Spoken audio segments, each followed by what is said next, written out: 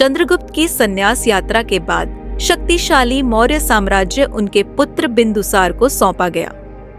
अमित्रघात यानी शत्रुओं का विनाशक के रूप में जाने जाने वाले बिंदुसार ने अपने पिता की विरासत को आगे बढ़ाया और साम्राज्य की शक्ति और विस्तार को सुनिश्चित किया।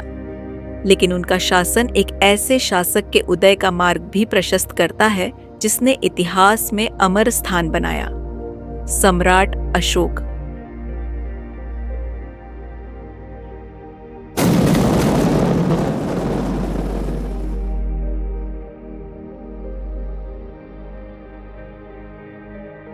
बिंदुसार ने कूटनीति और विजय की मौर्य परंपरा को आगे बढ़ाया और साम्राज्य को दक्कन के पठार तक विस्तारित किया।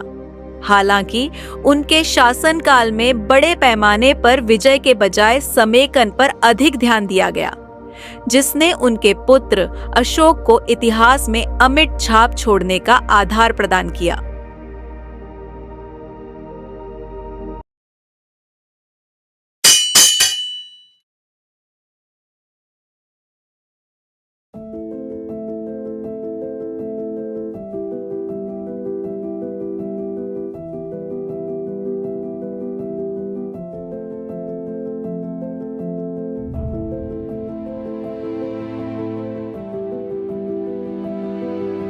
अशोक का सिंहासन तक का सफर सहज नहीं था।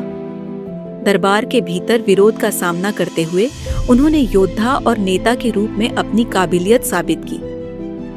अंततः मौर्य साम्राज्य के सिंहासन पर आरूढ़ हुए। लेकिन इसके बाद जो हुआ उसने इतिहास की दिशा ही बदल दी।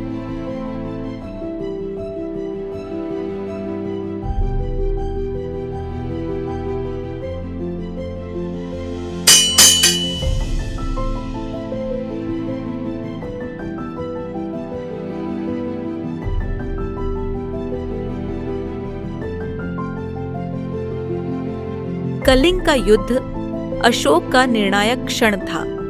हालांकि उन्होंने विजय प्राप्त की, लेकिन मानवता के भारी नुकसान ने उन्हें गहराई से प्रभावित किया। इसने उनके भीतर एक आध्यात्मिक परिवर्तन को जन्म दिया, जिसने एक भयंकर विजेता को शांति और करुणा का प्रतीक बना दिया।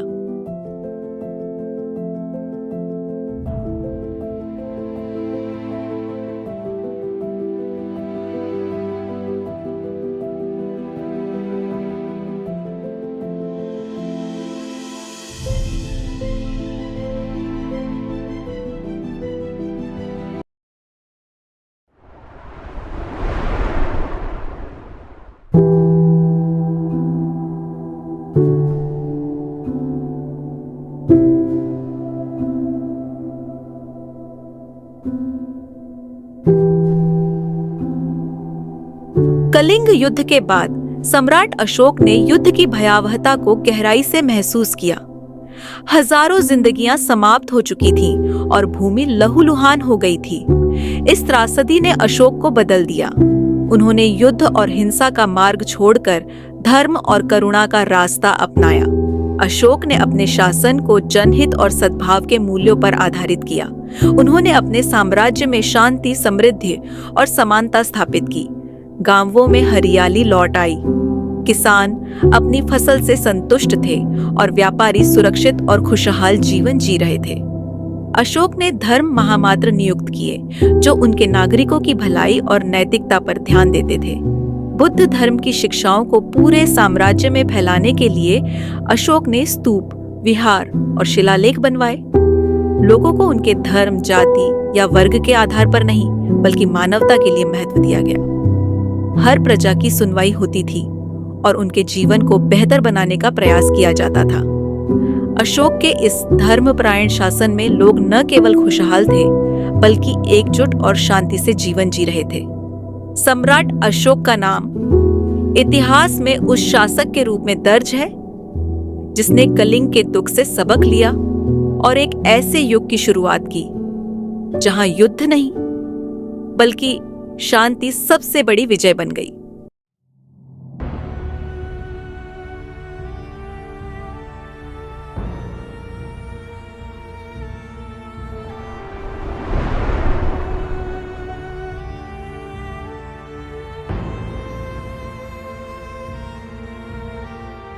अशोक के बाद मौर्य साम्राज्य कमजोर और अक्षम शासकों के कारण कठिनाइयों का सामना करने लगा। उनके पौत्र दशरथ और संप्रीति ने उनकी विरासत को बनाए रखने की कोशिश की, लेकिन बढ़ते असंतोष और प्रशासनिक चुनौतियों से जूझते रहे। क्षेत्रीय गवर्नरों ने स्वतंत्रता की घोषणा करना शुरू कर दिया और साम्राज्य का विशाल आकार उसकी सबसे बड़ी कमजोरी बन गया। बाहरी आक्रमणों और आंतरिक संघर्षों ने इसके पतन को तेज कर दिया। 185 ईसा पूर्व में बृहद्रथ की उनके सेनापति पुष्यमित्र शुंग द्वारा हत्या ने मौर्य वंश के अंत और शुंग साम्राज्य की शुरुआत की।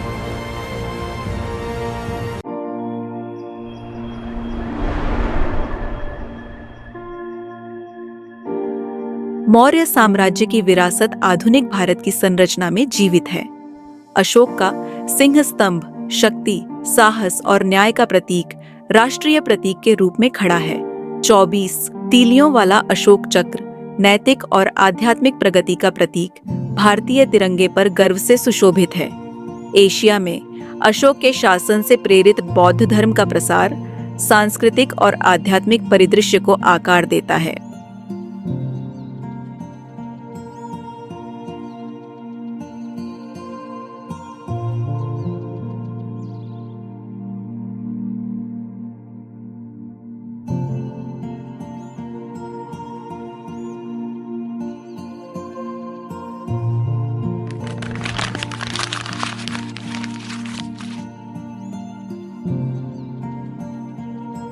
हालांकि मौर्य साम्राज्य का अंत हो गया, लेकिन इसके आदर्श और उपलब्धियां समय के साथ गूंजती हैं। चंद्रगुप्त की भारत की एकता से लेकर अशोक के शांति के आलिंगन तक मौर्यों ने एक ऐसे सभ्यता की नींव रखी जो एकता, शासन और आध्यात्मिकता पर आधारित है।